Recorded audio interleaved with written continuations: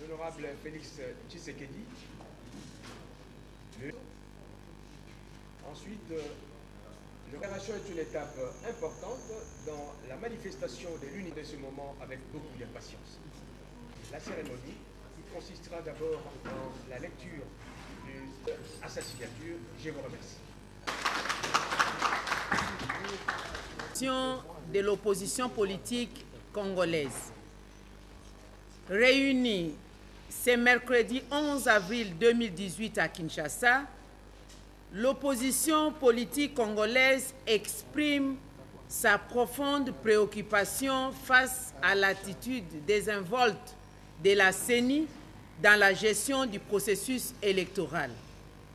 Elle insiste sur l'urgence des mesures correctives pour garantir la crédibilité des résultats des prochaines élections. À cet effet, l'opposition politique congolaise note ce qui suit. 1. Les données statistiques des électeurs présentées par la CENI sont incorrectes. En effet, la CENI affirme avoir enrôlé 46 542 289 électeurs, radié 5 381 763 doublons et 902 290 mineurs. Ce qui donne en réalité 40 258 236 électeurs consolidés. Cependant, la CENI a affiché des chiffres manifestement et intentionnellement inexacts de 40 287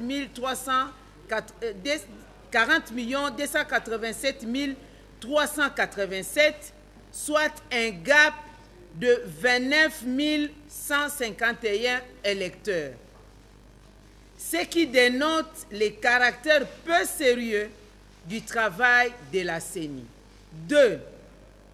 Le nombre excessivement élevé de doublons détectés et l'enrôlement irresponsable des bébés et des enfants dénotent d'une tentative de tricherie et en amont, ce qui constitue les actes inciviques susceptibles de poursuites judiciaires. 3.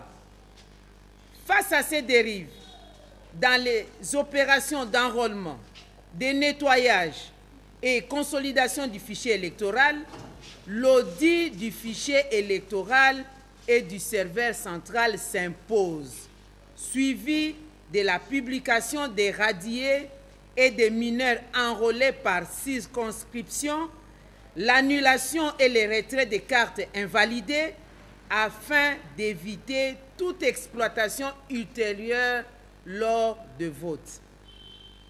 4.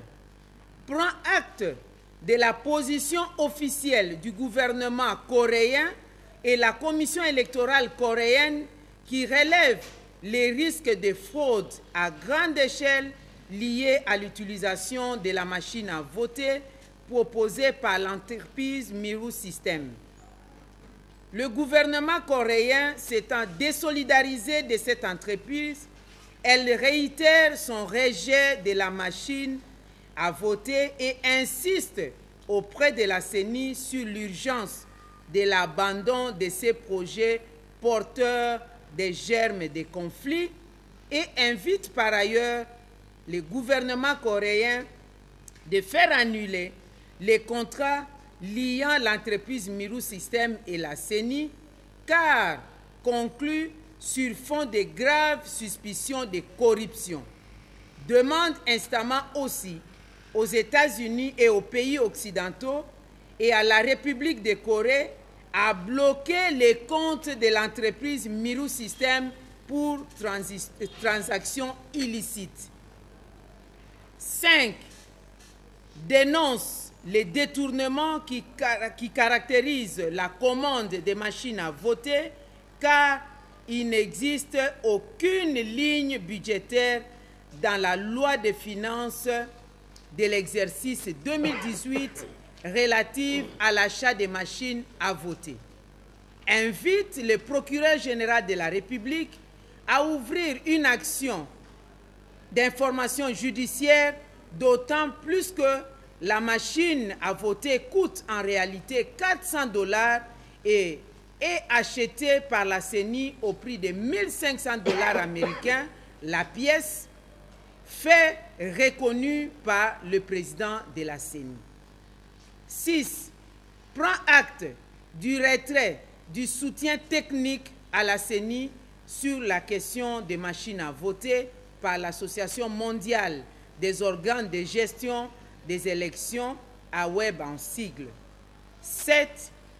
Face à ces développements alarmants, elle s'étonne de l'entêtement de la CENI et rappelle que l'utilisation de la machine à voter viole A.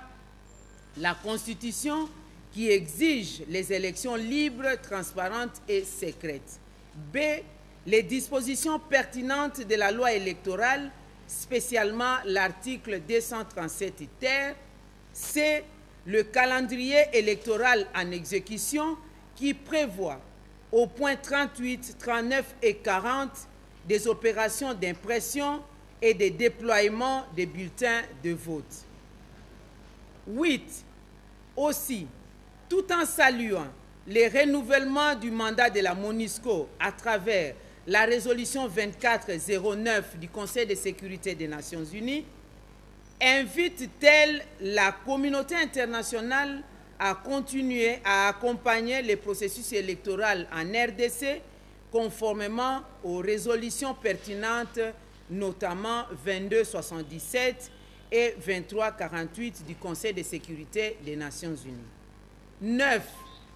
Demande le remplacement du délégué issu de la composante UDPS au sein du bureau de la CENI conformément à l'accord de la Saint-Sylvestre en son point 4.5b. 10. Invite enfin le peuple congolais à rester vigilant, à ne pas céder à la manipulation et à s'apprêter à exercer sans retenue son droit constitutionnel de changer démocratiquement le leadership du pays. Fête à Kinshasa pour le 11 avril 2018 pour l'UDPS et alliés, le président Félix Tshisekedi Tshilombo, pour l'UNC et alliés, le président Vital Kamerhe, ici représenté par le secrétaire général Mayo Mambeke, pour la plateforme Ensemble, le vice-président Pierre Lumbi au Congo, pour le CNB Congo Nabiso et Sienko, le président Freddy Matungulu Mbuyamu, ici représenté par son secrétaire général, et pour le MLC et le Front pour le respect de la Constitution, Madame Ève Bazaïba Massoudi. Je vous remercie.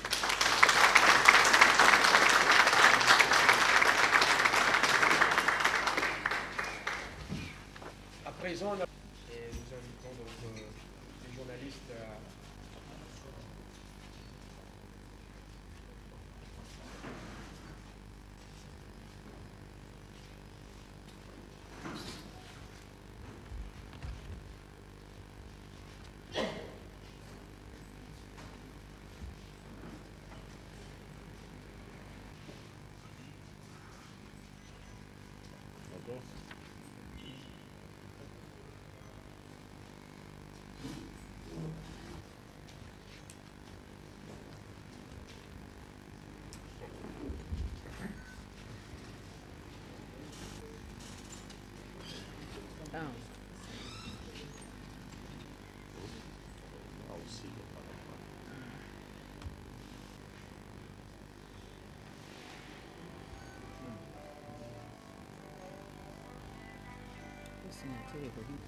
C'était toi.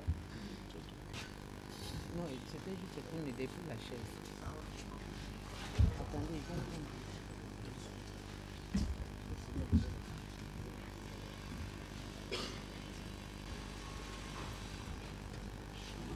prendre. Je vois qu'ils ont sauté une page là-bas.